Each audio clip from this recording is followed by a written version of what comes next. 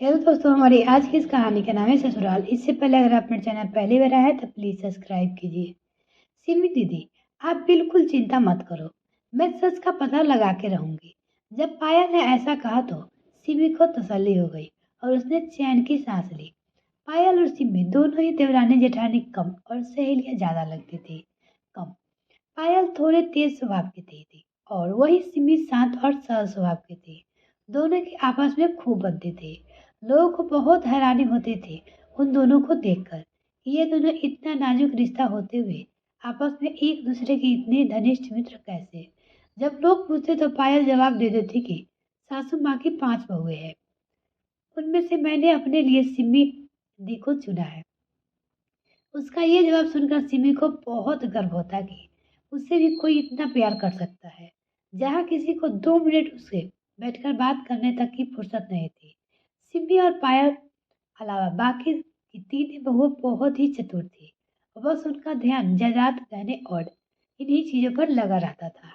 एक दिन सिमी की सास को न्योता आया कि उन्हें भाई के इकलौते बेटे की शादी और उन्हें जरूर सम्मिलित होना है।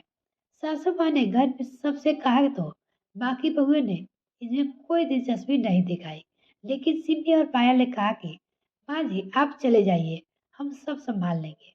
सासू माँ 15 दिन के लिए निश्चित होकर चली गई और सबको कुछ दिनों बाद जाना था।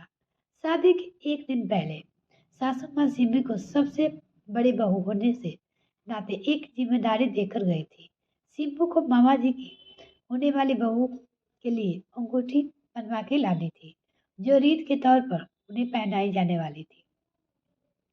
जब उनके घर पहुंचे तो सिमी ने वो बैग जिससे अंगूठी थी उसकी जिम्मेदारी बाकी की 3 बहुओं को दे दी, क्योंकि वहां पहुंचते ही उसकी बेटी की तबीयत खराब हो गई तो वो उसे देखने में व्यस्त हो गई।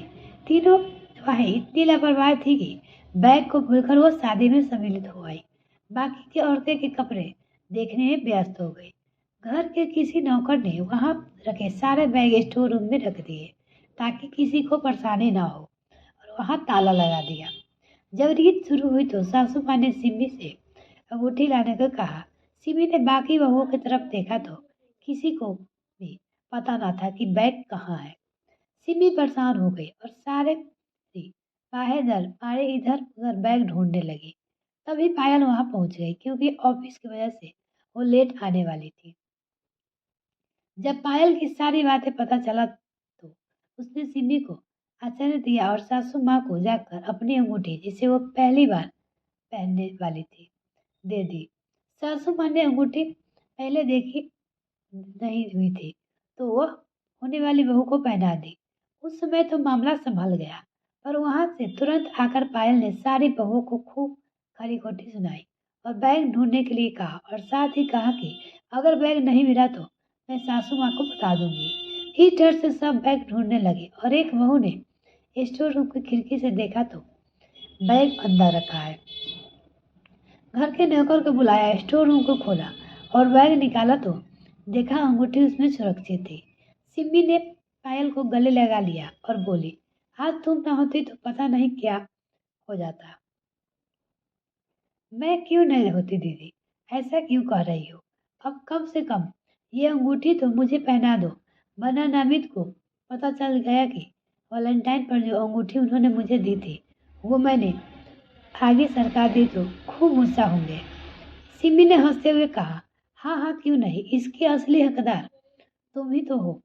मिलते हैं फिर नेक्स्ट वीडियो, तब तक के लिए bye. Thanks for watching this video. तो अगर चैनल को अभी तक सब्सक्राइब नहीं किया तो प्लीज मेरे चैनल को जल्दी से सब्सक्राइब कीजिए।